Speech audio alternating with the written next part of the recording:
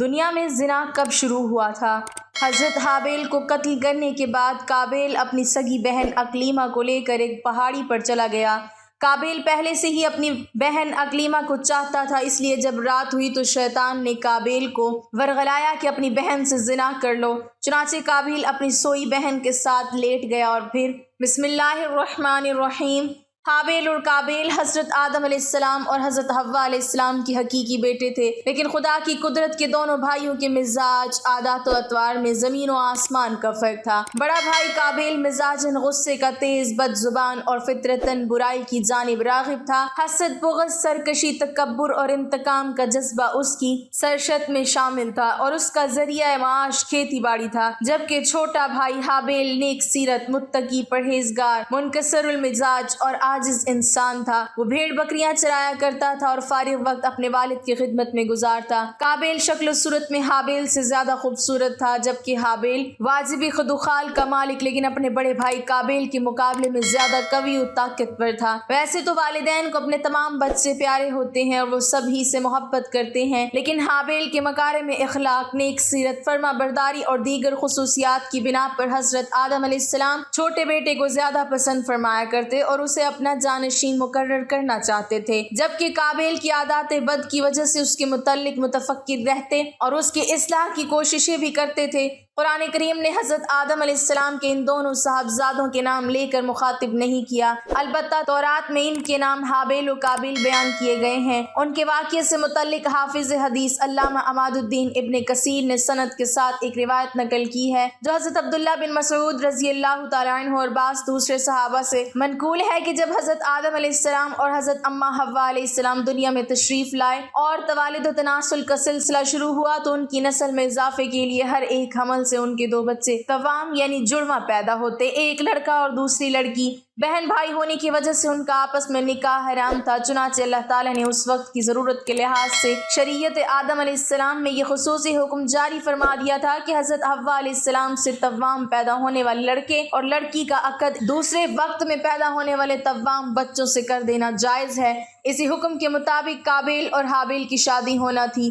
قابیل عمر میں بڑا تھا، اس کے ساتھ اس کی جو ہمشیرہ پیدا ہوئی وہ حابیل کے ساتھ پیدا ہونے والے ہمشیرہ سے بہت زیادہ حسین و خوب رو تھی۔ جب نکاح کا وقت آیا تو حسب حکم حابیل کے ساتھ پیدا ہونے والی ہمشیرہ قابیل کے حصے میں آئی، لیکن چونکہ وہ خوبصورت نہیں تھی چنانچہ قابیل نے اس سے شادی سے انکار کر دیا۔ وہ اپنی سگی ہمشیرہ سے شادی کا خواہش مند تھا۔ حضرت آدم علیہ السلام نے شرعی قاعدے کے موافق اسے قبول نہیں فرمایا اور قابیل کو اللہ کے حکم کے مطابق عمل کی تلقین کی، لیکن قابیل اپنی ضد سے باز نہ آیا۔ بڑا ہونے کی وجہ سے قابیل خود کو والد کا جانشین سمجھتا تھا، لیکن وہ حابیل کے تعلق سے والد کے خیالات سے واقف تھا۔ اب حسین و جمیل لڑکی سے حابیل کی شادی کے فیصلے نے اسے حابیل کا دشمن بنا دیا۔ حضرت آدم علیہ السلام نے جب دونوں بھائیوں کے درمیان یہ تنازع دیکھا تو رفع اختلاف کے لیے دونوں بھائیوں کے لیے یہ تجویز پیش کی کہ تم دونوں بارگاہ خداوندی میں اپنی اپنی قربانی پیش کرو، اللہ تعالیٰ تم دونوں میں سے جس کی قربانی قبول فرما لے گا اس لڑکی کی شادی اس سے کر دی جائے گی۔ حضرت آدم علیہ السلام کو اس بات کا یقین تھا کہ قربانی اس کی قبول ہوگی جس کا حق ہے، یعنی حابیل کی۔ اس زمانے میں قربانی قبول ہونے کی ایک واضح اور کھلی علامت یہ ہوتی تھی کہ آسمان سے ایک آگ آتی اور قربانی کو کھا جاتی، اور جس قربانی کو آگ نہ کھائے تو اس کے معنی یہ ہوتے کہ وہ قربانی اللہ کے حضور قبول نہیں ہوئی۔ قرآن کریم میں اللہ تعالیٰ نے حضرت آدم علیہ السلام کے دونوں بیٹوں کا قصہ قیامت تک آنے والی نسلوں کے لیے عبرت اور نصیحت کے طور پر پیش کیا ہے۔ اللہ تعالیٰ اپنے محبوب رسول صلی اللہ علیہ وسلم اور نبی آخر الزماں کو مخاطب کرتے ہوئے فرماتا ہے، اے محمد آپ ان کو آدم علیہ السلام کے دونوں بیٹوں کے حالات بالکل صحیح پڑھ کر سنا دیں۔ جب ان دونوں نے نذرانہ پیش کیا تو ایک کی نیاز تو قبول ہو گئی اور دوسرے کی قبول نہیں ہوئی، تو وہ قابیل کہنے لگا کہ میں تجھے قتل کر دوں گا۔ اس حابیل نے کہا کہ اللہ پرہیزگار ہی کی نظر قبول فرمایا کرتا ہے، اگر تو مجھے قتل کرنے کے لیے مجھ پر ہاتھ چلائے گا تو میں تیرے قتل کی طرف ہرگز ہاتھ نہیں بڑھاؤں گا۔ مجھے تو اللہ رب العالمین سے ڈر لگتا ہے، میں تو چاہتا ہوں کہ تو میرا گناہ اور اپنے گناہ دونوں اپنے سر رکھ لے، پھر دوزخیوں میں شامل ہو جا۔ ظالموں کا یہی بدلہ ہے۔ بس اسے اس کے نفس نے اپنے بھائی کے قتل پر آمادہ کر دیا اور اس نے اسے قتل کر ڈالا اور خسارہ اٹھانے والوں میں سے ہو گیا۔ حضرت آدم علیہ السلام نے دونوں بھائیوں کو حکم دیا کہ وہ اللہ کے حضور قربانی پیش کریں۔ اس اثناء میں اللہ تعالیٰ نے حضرت آدم علیہ السلام کو حج کی ادائیگی کے لیے مکہ مکرمہ جانے کا حکم فرمایا۔ حضرت آدم علیہ السلام قابیل کی جانب سے متفکر تھے، چنانچہ حج کے سفر پر جانے سے پہلے آپ نے دونوں بیٹوں کو بلا کر نصیحت کی کہ بارگاہ خداوندی سے جو بھی فیصلہ آئے اسے دونوں بھائی بخوشی قبول کریں اور آپس میں مل جل کر رہیں۔ اس ہدایت و نصیحت کے بعد حضرت آدم علیہ السلام مکہ مکرمہ روانہ ہو گئے۔ قابیل باپ کی نصیحت کی وجہ سے قربانی دینے پر آمادہ ہوا تھا، چنانچہ دونوں نے قربانی پیش کی۔ حابیل بکریوں والے تھے، چنانچہ انہوں نے ایک نہایت عمدہ، خوبصورت اور فربا بکری راہ خدا میں قربانی کے لیے پیش کی۔ قابیل کھیتی باڑی کرتا تھا، لہٰذا اس نے فضول اور ردی فصل کا ایک گٹھا قربانی میں دیا۔ اللہ نے حابیل کی قربانی قبول فرمائی مگر قابیل کی قبول نہیں ہوئی۔ اس زمانے میں قربانی کی قبولیت کی علامت یہ ہوتی تھی کہ آسمان سے ایک شعلہ نیچے اترتا اور وہ قربانی کے لیے پیش کی گئی شے کو جلا کر بھسم کر دیتا۔ اس کا مطلب یہ تھا کہ اللہ نے قربانی قبول فرما لی۔ یہ دیکھ کر قابیل غضبناک ہو گیا اور حسد کی آگ میں جل کر بولا، میں تجھے جان سے مار ڈالوں گا۔ حابیل نے کہا، بھائی جان، اس میں میرا کیا قصور ہے؟ یہ تو اللہ تعالیٰ کا قاعدہ ہے کہ وہ صرف اپنے متقی بندوں کی قربانی قبول فرماتا ہے۔ اگر آپ مجھے قتل کرنے کے لیے اپنا ہاتھ جلائیں گے تب بھی میں آپ کو قتل کرنے کے لیے اپنا ہاتھ نہیں چلاؤں گا، کیونکہ مجھے تمام جہانوں کے پروردگار اللہ تعالیٰ کا خوف ہے۔ اگر آپ اس انتہا تک پہنچ جائیں گے کہ مجھے قتل ہی کر دیں گے تو آپ اپنے گناہوں کے ساتھ ساتھ میری خطاؤں کا بھی بوجھ اپنے سر اٹھائیں گے۔ ایک بے گناہ انسان کو قتل کرنے والا گویا مقتول کے تمام گناہوں کا بوجھ بھی اپنے سر اٹھا لیتا ہے۔ اس طرح میرے گناہوں کا وبال بھی آپ کے سر ہوگا اور میرے لیے تو یہ کوئی گھاٹے کا سودا نہیں ہے، البتہ اس جرم کی وجہ سے آپ جہنمی ہو جائیں گے۔ ان الفاظ کے بین السطور اس کے ضمیر کی کشمکش کا مکمل نقشہ موجود ہے۔ ایک طرف اللہ کا خوف، نیکی کا جذبہ، خون کا رشتہ، اور دوسری طرف شیطانی ترغیب، حسد کی اور نفسانی خواہش کی اکساہٹ، اور پھر بالآخر اس اندرونی کشمکش میں اس کا نفس جیت ہی گیا اور اس نے بھائی کو قتل کر ڈالا، جس سے وہ نقصان پانے والوں میں سے ہو گیا۔ قابیل نے حابیل کو کیسے قتل کیا؟ حضرت عبداللہ بن عمر فرماتے ہیں، خدا کی قسم، مقتول حابیل قابیل سے زیادہ طاقتور تھا، لیکن اسے حیا و شرم مانے رہی کہ اپنے بھائی کی طرف قتل کے لیے ہاتھ بڑھائے۔ علامہ ابن کثیر قتل کے حوالے سے مختلف اقوال تحریر فرماتے ہیں کہ شاید قابیل کے پاس لوہے کی راڈ ہو جس سے حابیل کو مار اور قتل کر دیا۔ ایک اور قول یہ بھی ہے کہ قابیل نے پتھر کی چٹان حابیل کے سر پر مار کر اسے ہلاک کیا، جبکہ حابیل جب سو رہا تھا تو قابیل نے بھائی کا سر کچل ڈالا۔ ایک قول یہ بھی ہے کہ قابیل نے حابیل کا گلا گھونٹ دیا اور اس طرح اسے کاٹا جیسے درندے کرتے ہیں، جس سے وہ جاں بحق ہو گیا، واللہ عالم۔ حضرت علامہ شبیر احمد عثمانی تفسیر عثمانی میں تحریر فرماتے ہیں کہ اگر کوئی ناحق کسی کو مارنے لگے تو اسے اجازت ہے کہ اپنے دفاع میں ظالم کو مار ڈالے، لیکن اگر صبر کرے تو شہادت کا درجہ ہے۔ حابیل نے اپنے بھائی قابیل سے کہا تھا کہ بھائی، میں آپ سے ڈر کر نہیں بلکہ اللہ تعالیٰ کے خوف سے یہ چاہتا ہوں کہ اپنے بھائی کے خون میں اپنے ہاتھ نہ رنگوں۔ قرآن مجید میں مذکور شادی کا کوئی تذکرہ ہے، نہ حضرت آدم علیہ السلام کے صاحبزادوں حابیل اور قابیل کے نام موجود ہیں، بلکہ ناموں کے بجائے آدم علیہ السلام کے دو بیٹوں کہہ کر پکارا گیا ہے۔ اس قربانی کا ذکر فرما کر اللہ تعالیٰ نے نعش کی تدفین کے بارے میں یوں فرمایا ہے کہ اب اللہ نے ایک کوا بھیجا جو زمین کوریدنے لگا تاکہ اسے دکھائے کہ اپنے بھائی کی لاش کو کس طرح چھپائے۔ کہنے لگا، ہائے افسوس، کیا میں اس کوے کی مانند بھی نہ ہو سکا کہ اپنے بھائی کی لاش چھپا دیتا، سو وہ پشیمان ہونے والوں میں سے ہو گیا۔ قابیل نے اپنے بھائی کو قتل تو کر دیا، لیکن اب وہ نہایت پریشان تھا کہ اس نعش کا کیا کرے۔ یہ زمین پر کسی انسان کا پہلا قتل تھا۔ بعض مفسرین نے ذکر کیا ہے کہ جب قابیل اپنے بھائی کو قتل کر چکا تو اس کی نعش 1 سال تک اپنی پشت پر لادے پھرتا رہا۔ اہل کتاب سے منقول ہے کہ دمشق کے شمال میں ایک پہاڑ جبل قاسیون میں وہ غار موجود ہے جس میں قابیل نے پتھر مار کر حابیل کو قتل کیا تھا۔ یہ غار آج بھی خونی غار کے نام سے پکارا جاتا ہے۔ اس بات کی صحت کا علم اللہ تعالیٰ ہی کو ہے۔ بعض مفسرین نے لکھا ہے کہ اللہ تعالیٰ نے 2 کووں کو بھیجا تھا۔ اسماعیل بن عبد الرحمن بن ابی کریمہ مفسر قرآن ہیں اور صدی کے نام سے شہرت رکھتے ہیں۔ وہ اپنی سند کے ساتھ روایت کرتے ہیں کہ وہ کوے دونوں بھائی تھے، پھر دونوں لڑنے لگے حتیٰ کہ ایک نے دوسرے کو ہلاک کر دیا۔ پھر وہ قتل کے بعد زمین کی طرف جھکا اور اسے کھودنے لگا، پھر گڑھے میں کوے کو ڈالا اور اسے دفن کر کے چھپا دیا۔ جب قابیل نے یہ سب دیکھا تو پکار اٹھا، ہائے افسوس کہ میں اس کوے کی طرح ہونے سے بھی عاجز ہو گیا کہ اپنے بھائی کی لاش چھپا لوں۔ پھر قابیل نے کوے کی پیروی کرتے ہوئے بھائی کو دفن کر کے چھپا دیا۔ اہل سیر لکھتے ہیں کہ حضرت آدم علیہ السلام کو اپنے فرزند حابیل کے قتل کا سخت رنج و غم تھا، کیونکہ وہ ان کا جانشین تھا۔ حضرت آدم علیہ السلام اس کی یاد میں 40 سال تک روتے رہے، یہاں تک کہ اللہ نے انہیں حابیل کے بدلے ایک نہایت نیک اور سعادت مند فرزند عطا فرمایا۔ حضرت آدم اور حضرت حوا علیہ السلام نے ان کا نام شیس رکھا، جس کے معنی ہے اللہ کا عطیہ۔ حضرت شیس کو اللہ تعالیٰ نے نبوت سے سرفراز فرمایا۔ حابیل کی نعش دفنانے کے بعد قابیل کو والد کے غصے کا خوف تھا، چنانچہ شیطان کے مشورے پر وہ یمن فرار ہو گیا، جہاں اس نے سکونت اختیار کر لی اور والد کے دین حق کو چھوڑ کر پہلے آتش پرستی بعد ازاں بت پرستی شروع کر دی۔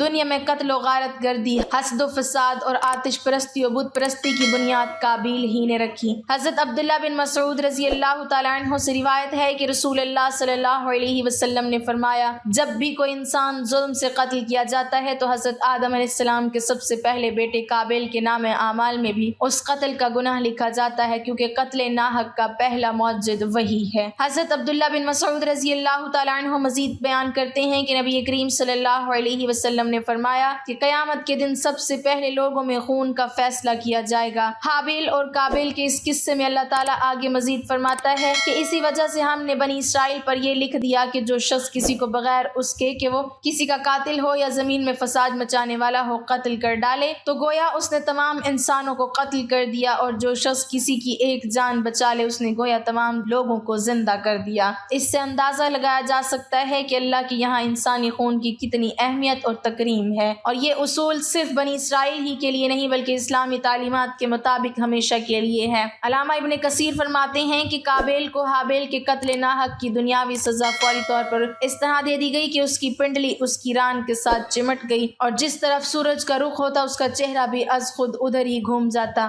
اپنے بھائی کے ساتھ حسد، سرکشی اور گناہ کی وجہ سے اسے یہ رسوائی اور عذاب ملا، جبکہ آخرت کا عذاب سخت اور اپنی جگہ قائم ہے۔ حضرت مولانا مفتی محمد شفیع قرآن کریم میں بیان کیے گئے قصوں سے متعلق فرماتے ہیں کہ اہل نظر جانتے ہیں کہ قرآن کریم کوئی قصہ، کہانی یا تاریخ کی کتاب نہیں ہے کہ جس کا مقصد کسی واقعے کو اول سے آخر تک بیان کرنا ہو، لیکن ماضی کے واقعات اور گزشتہ اقوام کے قصص اپنے دامن میں بہت سی عبرتیں اور نصیحتیں رکھتے ہیں۔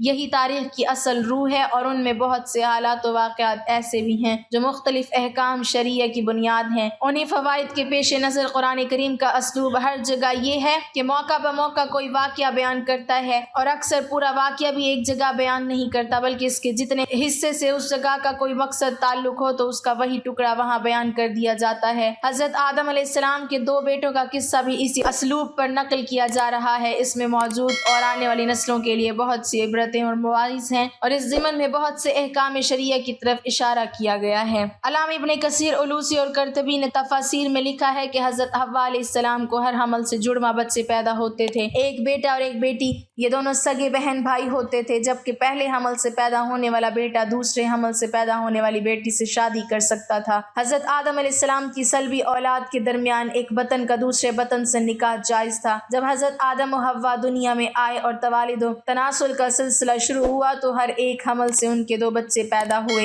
ایک لڑکا اور دوسری لڑکی۔ اس وقت جبکہ حضرت آدم علیہ السلام کی اولاد میں سوائے بہن بھائیوں کے کوئی اور نہ تھا، اور بہن بھائی کا آپس میں نکاح نہیں ہو سکتا، تو اللہ تعالیٰ نے اس وقت کی ضرورت کے لحاظ سے شریعت آدم علیہ السلام میں یہ خصوصی حکم جاری فرمایا تھا کہ ایک حمل سے جو لڑکا اور لڑکی پیدا ہوں وہ آپس میں حقیقی بہن بھائی سمجھے جائیں گے اور ان کے درمیان نکاح حرام ہوگا، لیکن دوسرے حمل سے پیدا ہونے والے لڑکے کے لیے پہلے حمل سے پیدا ہونے والی لڑکی حقیقی بہن کے حکم میں نہیں ہوگی بلکہ ان کے درمیان رشتہ جائز ہوگا۔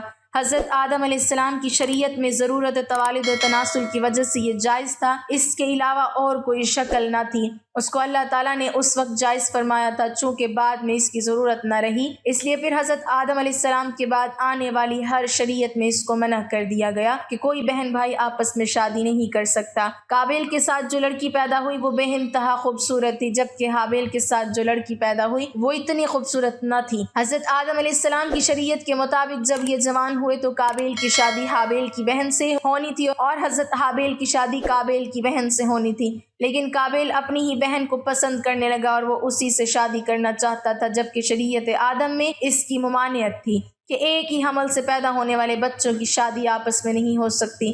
لہٰذا جب یہ صورتحال زیادہ بگڑ گئی تو حضرت آدم علیہ السلام نے ان دونوں کو اللہ کی راہ میں قربانی پیش کرنے کو کہا اور بتایا کہ جس کی قربانی کو آسمان سے آگ آ کر کھا جائے تو سمجھنا کہ اس کی قربانی قبول ہو گئی۔ قابیل کھیتی باڑی کا کام کرتا تھا، حضرت حابیل علیہ السلام بکریاں چرایا کرتے تھے۔ حضرت حابیل علیہ السلام نے اللہ تعالیٰ کے سامنے ایک بکری کا بچہ پیش کیا اور قابیل نے بھی اللہ تعالیٰ کی بارگاہ میں قربانی رکھ دی، چنانچہ حضرت حابیل کی قربانی قبول ہو گئی۔ ایک دن قابیل نے غصے میں آ کر حضرت حابیل علیہ السلام کو پتھر مار کر قتل کر دیا۔ پھر شیطان قابیل کے پاس آیا اور اس کو گھر سے بھاگنے کے لیے کہا۔ شیطان کہنے لگا اگر تم یہاں رہو گے تو تمہیں تمہارا باپ مار ڈالے گا۔ بس اسی قتل کے ڈر سے قابیل اپنی سگی بہن اقلیمہ کو لے کر یمن کی پہاڑیوں میں جا بسا۔ اصل میں شیطان کو یہ ڈر تھا کہ کہیں قابیل توبہ کر کے حضرت آدم علیہ السلام کا تابعدار بیٹا نہ بن جائے۔ پہاڑیوں میں جا کر نسل قابیل خوب بڑھنے لگی اور وہاں اس کی کثیر اولاد ہوئی۔ قابیل اور اس کی اولاد نے ہی سب سے پہلے آتش پرستی اور پھر شیطان کے بہکاوے میں آ کر بت پرستی شروع کر دی۔ دنیا میں قتل و غارت، حسد و فساد اور بت پرستی کی بنیاد قابیل ہی نے رکھی۔ حضرت عبداللہ بن مسعود رضی اللہ تعالیٰ عنہ سے روایت ہے کہ حضور نبی اکرم صلی اللہ علیہ وسلم نے فرمایا دنیا میں جب بھی کوئی ظلم سے قتل ہوتا ہے تو اس کا ایک گناہ حضرت آدم علیہ السلام کے بیٹے قابیل کی گردن پر ضرور ہوتا ہے، اس لیے کہ یہ وہ شخص ہے جس نے ظالمانہ قتل کی ابتدا کی اور یہ ناپاک طریقہ جاری کیا۔